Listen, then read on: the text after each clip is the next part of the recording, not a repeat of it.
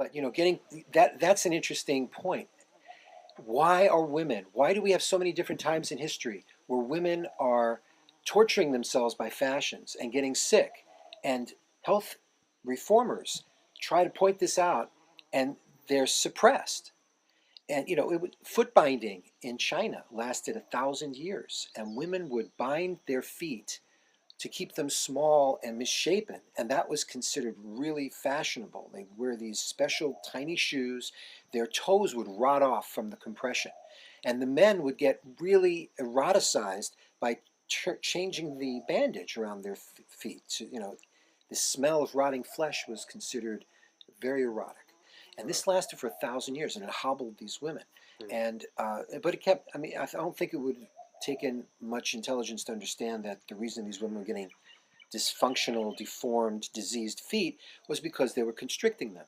Well, it went on despite that. Corsets went on, and now bras go on despite that, because people are brainwashed by these industries, wherever they are in time, and by the culture. They feel a pressure to conform to cultural norms.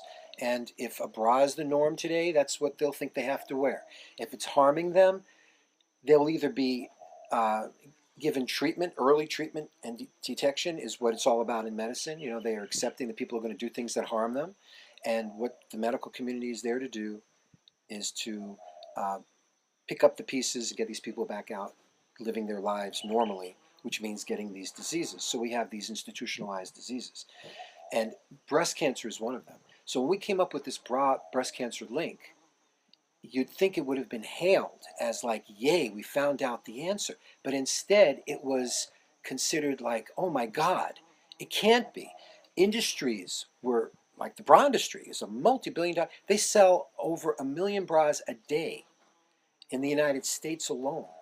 This is a huge market. They're not going to want to accept this. They pay for research now in breast cancer to make sure that this isn't covered. They look at everything else and make sure the bra link is ignored. The cancer industry is into detecting, early detection and treatment.